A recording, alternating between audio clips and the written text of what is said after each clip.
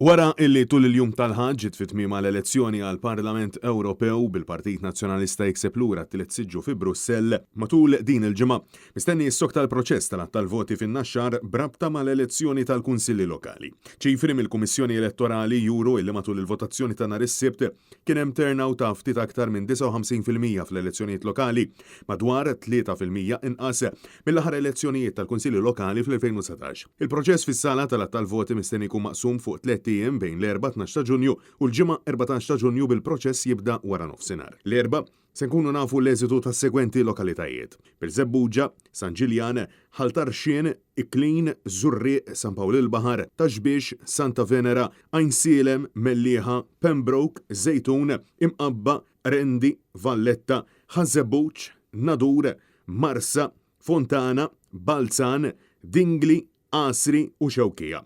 Dan fil-waqt li tul il-jum tal-ħamis se nkunu nafu r-riżultati tax-Xara, Fgura, Marsa Skala, Sliema, Rabat Malta u Rabat Għawdex, Birkirkara, Lija, Marsa Xlokk, Imsida, Kalkara, Zabbar, San Ġwan, Imġar, Raħal Ġdid, Imdina, Gudja, Għaxaq, Arp, Bormla, Sannat u Pjeta. U tul il-jum tal-ġimgħa jasal l-eluq tal-proċess elettorali illi nata bidu fl-ewwel ta' Ġunju bl-elezzjoni bikrija. Fl-aħħar jum se nkunu nafu l-eżitu tal-Kunsilli Lokali ta' dawn il-lokalitajiet: Siġġiewi, Swieqi, Ħalqormi, Ħattart, Naxxar, Mosta, Florjana, Ħalluqa, Isla, Ħamrun, Ħalarawr, Gżira, Kirkop, Santa Luċija, Imtarfa, San Lawrenz, Xajra, Safi, Munxar, Birgu, Għala, Kerċem u Żebbuġ.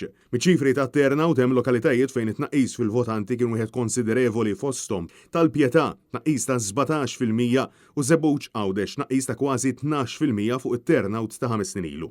Anke postijiet bħal Ħalluqa, Ħalkirkop, ix-Xajra u l-Kalkara kellhom tnaqqis qawwi fin-numru ta' votanti.